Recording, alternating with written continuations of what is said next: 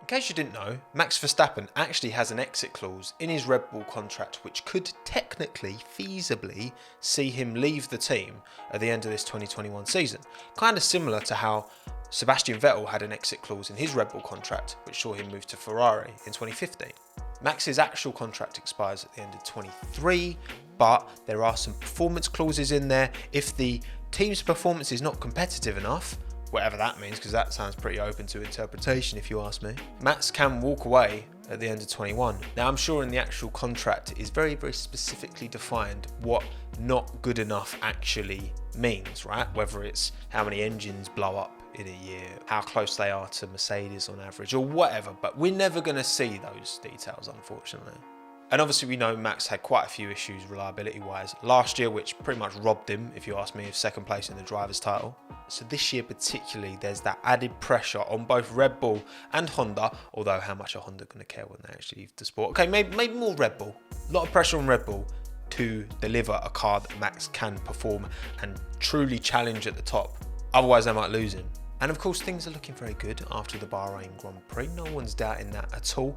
But it's a 23 race season, right? Say things don't go to plan. Say Mercedes walk away with the title again. Say Max breaks down a lot. Say Max isn't confident in Red Bull maintaining their own engines from 22 onwards. Say Mercedes swoop in for him as Lewis retires. Say Mercedes want to bring together the super team of Hamilton and Verstappen. Stranger things have happened in this sport. So if Max is out the door, what do Red Bull do next? Today, I want to speculate on that, look at the options, and try and work out what Red Bull would do if they lost their golden boy. Now, of course, we've got to start by saying that Max 100% has got a God-given gift. He is a generational talent in the sport, so Red Bull can't expect to replace him with someone who's going to be at his level. There is good reason why Red Bull have put all of their eggs in this bright orange Dutch basket.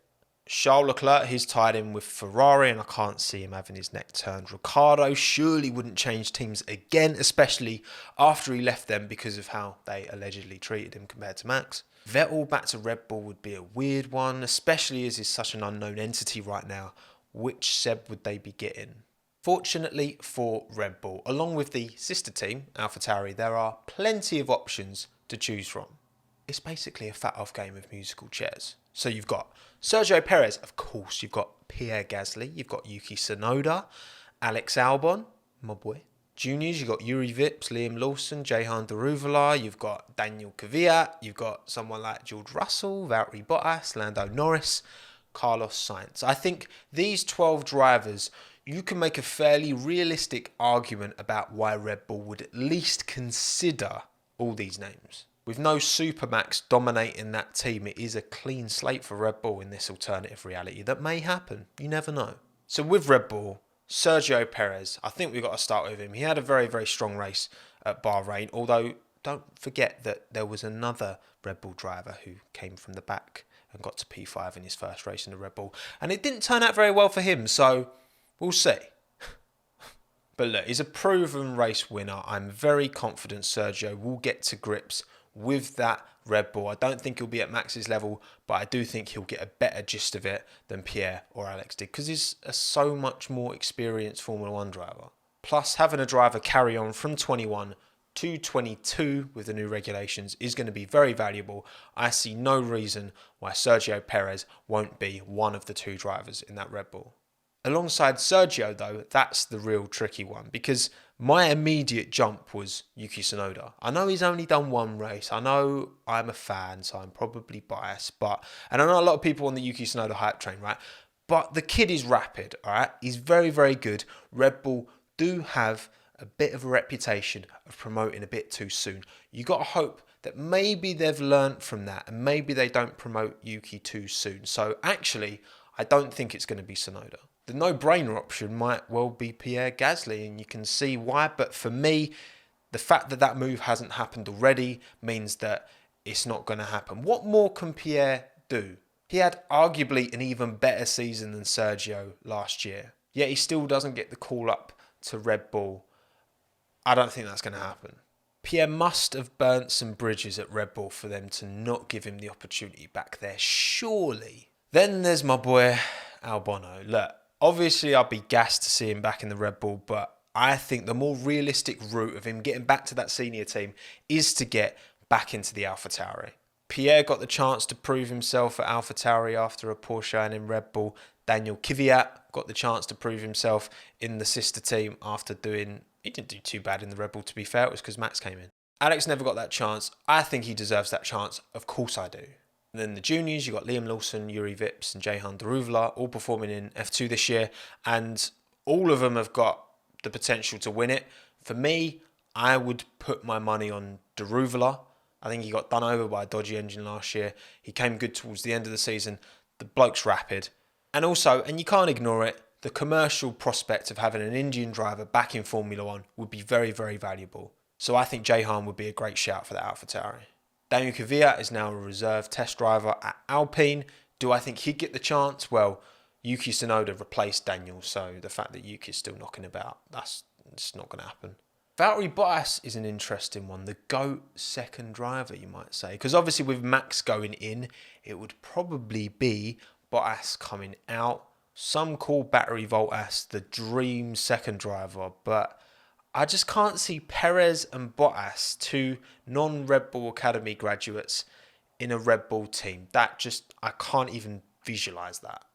Lando Norris, now, Lando's an interesting one, because Lando, I think, has proven beyond any shadow of doubt now. He's got the ability, he's got the minerals. The guy has a phenomenon on track and off track as well. Commercially to McLaren, he's a hugely valuable asset. And I could see Lando fitting in really well with Red Bull's tone of voice. I'm not going to lie. And he's, best mates with Max. I'm sure Max would give him, a pretty good word. But I just can't see Zach Brown in particular letting Lando go without slapping a big, juicy new contract in front of him just to keep him at McLaren. Because on track and off track, he's a commercial delight. Now, Carlos Sainz is ex-Red Bull. Okay, so he did start in the Red Bull family. And with Ferrari, obviously, I know he's only just started. There was already like that Mattia Binotto being quoted saying they're, eyeing up Mick Schumacher for 2023, which I'm sure didn't sit particularly well with Carlos. Left field shout, but I do reckon we could potentially see Carlos Sainz back in a Red Bull down the line because, again, he's proved he's got the minerals. He proved his quality. If Ferrari were to let him go for a Schumacher maybe, or all of the plethora of Ferrari Driver Academy talent they've got, then maybe Red Bull would be a good destination. I can't help feeling though, next season, 2022, is a bit too early for that. Because that's the thing, when you consider this is all about Max moving to Mercedes, which would either dislodge Hamilton or Bottas. But if that happens, there's no way they would also put George Russell in alongside Max Verstappen. I can't see that ever happening. I mean, okay, maybe one day, but not two drivers at a new team at the same time at Mercedes. That's not going to happen. I hope I'm wrong because that'd be sick, but I can't see it. It's George or Max, and if Mercedes go for Max, then I think George might look elsewhere, and that's where Red Bull come in. I'm saying Red Bull break the bank and bring George Russell in to partner Sergio Perez. He's different gravy. George will be pissed that Mercedes have longed him off again, especially pissed that they brought Verstappen in. But anyway, what do you think? Do you think that Mercedes would snap up Max Verstappen if he became available? Or would they stick with George as their long-term option and not want to kind of piss him off, basically? Alright, that's a wrap. This one's been fun. Thank you so much for watching. I do appreciate all the support. I'm doing my best to keep it together in this period where we've got 2 weeks off of Formula One after getting one race. Just it's so annoying. But at least West Ham are 4th in the Premier League at the minute, so I can be very happy about that. My name's Tommo. Thanks again. Have a good one. Ta-da.